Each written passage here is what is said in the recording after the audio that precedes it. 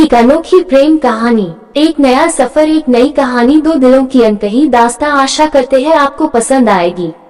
एक गांव जो बसा हुआ है नदी के बीच में, जिसके चारों ओर नदी बहती है। यहाँ पर किसी का कानून नहीं चलता, यहाँ पर जनता की अदालत चलती है। जो यहाँ के राणा जी कह दे वही सही होता है। दूर दूर तक जंगल फैला हुआ है, जहाँ पर शिकार आसानी से नहीं किया जा सकता। एक बीहड़ जो इतनी बड़ी है, जिसमें पूरा एक गांव बसाया जा सकता है। गोली बंदूकों से खेलना इनका शौक है और आज भी कुछ ऐसा ही हुआ है।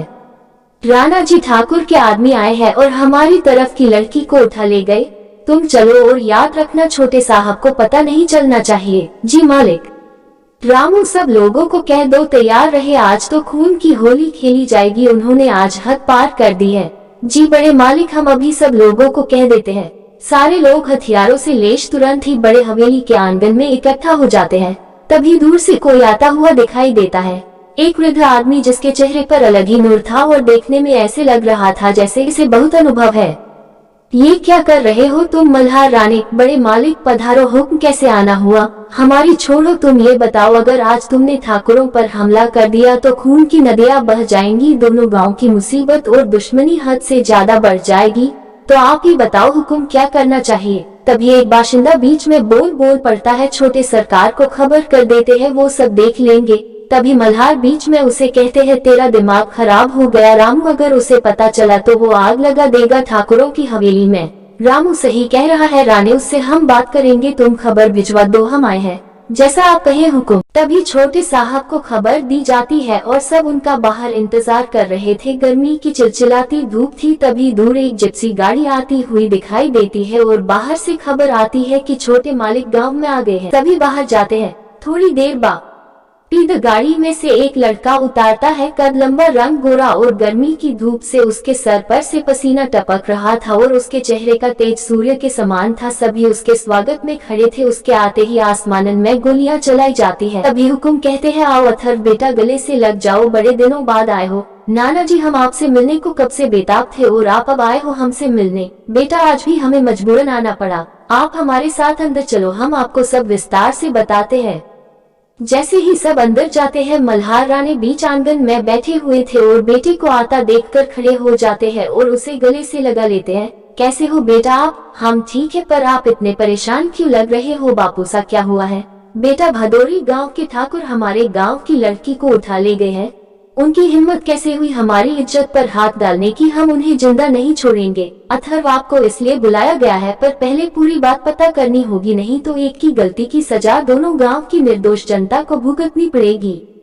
ठीक है नाना जी, हम आज ही उनके गांव जाएंगे, पर बेटा, दुश्मन के घर अकेले जाना आपकी जान को खतरा है। अथर्व रानी किसी खतरे से नहीं डरता नाना जी, हम आज ही उस गाँव जाएंगे, वो भी अकेले। ठीक है बेटा, पर अपने कुछ लोगों को तो साथ लेकर जाओ। नहीं बापू सा, ऐसे तो उनको शक हो जाएगा। ठीक है, जैसी आपकी मर्जी, आप जाए, हमें आप पर पूरा यकीन है। दूसरी तरफ भदौरी गांव में हल्ला हो गया कि कोई सरबरपुर गांव की लड़की को उठा लाया है। सब तरफ बातें होने लगी और कहा जाने लगा, ऐसा तो सिर्फ बड़े ठाकुर के लोग कर सकते हैं, हम छोटे लोगों की इतनी मजाल कहाँ जो उनकी इज्जत पर हाथ डाले। पर भैया, कुछ भी हो, अब तो संग्राम होगा, देखते हैं मल्हार रानी जी क्या करते हैं।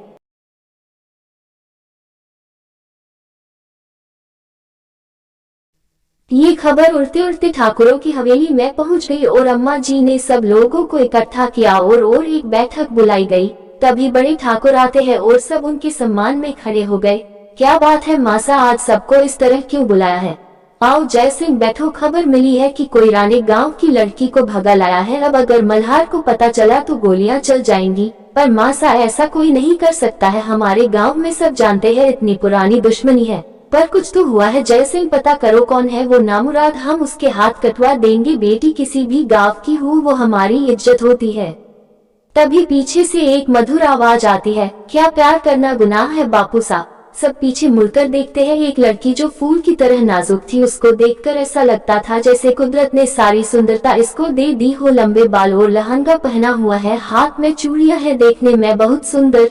तभी अम्मा जी बोलती है, अनामिका तुम यहाँ क्या कर रही है? ठाकुरों के घर की लड़कियाँ बड़ों के बीच में बोला नहीं करती, और याद रखो तुम्हें घर से बाहर जाने की इजाजत नहीं है। तभी अनामिका बिना कुछ कहे जी गुस्से में अंदर चली जाती है। अथर्व अपने कुछ दोस्तों को लेकर निकल चुका था। गर्मी बहुत थी और एक जगह वो सब पानी पीने को रुक गए। तभी अर्नव ने कहा, जो अथर्व का दोस्त था, अथर्व यार हम उस गांव में चल रहे हैं पर किसी ने पहचान लिया तो। अरे यार मुझे वहाँ कोई नहीं जानता, मैं अभी अभी गाँव आया हूँ, पर यार तेरे चर्चे तो हर जगह फेमस है। तभी नील कहता है, जो भी अथर्व का दोस्त है यार वो राणा जी है, यहाँ की सब जानते ही होंगे उससे, सारी लड़कियाँ इसके ऊपर फिदा है। तभी अथर्व बोलता है, फालतू बात कोई नहीं करेगा वरना अभी घर भेज दूंगा तुम लोगों को, हम यहाँ किसी काम से आए हैं। और तभी सब चुप हो जाते हैं। अनामिका कमरे में जाकर अकेले ही बदबद रही थी, तभी उसकी सहेली वहाँ आ जाती है। क्या हुआ अनु, क्या बताऊं तुझे क्या हुआ? अरे वो मुझे सब पता है, ये बता तुझे क्या हुआ? तुझे कुछ नहीं पता, जो लड़की ये लोग बता रहे हैं वो मेरी दोस्त है, हम साथ ही कॉलेज में थे और उसे उठाया नहीं है, वो अपने गांव के लड़के के साथ भागी है, वो दोनों प्यार करते हैं और कल वो शादी कर लेंगे। ये सब सुनकर तो खुशबू को चक्कर आ गया। क्या कह रही है अनु, अगर ऐसा हुआ ना तो पता नहीं क्या होगा, भूचाल आ जाएगा इस गाँव में, उस गाँव की बहू कभी नहीं आती। अब आगे रात का समय हो गया था। पूरे गांव में कीट पतंगों की आवाज के अलावा कोई आवाज नहीं थी। बस ठाकुर की हवेली के पीछे वाले रास्ते पे कुछ लड़कियों के गहनों की आवाज रह रह कर आ रही थी। अनामिका अपनी सहेलियों के साथ कहीं जा रही थी। खुशबू, ठाकुर साहब ने पकड़ लिया ना अनु तो कमरे में बंद कर देंगे। दीपिका, काश नदिया के पार कोई हमें भी मिल जाए।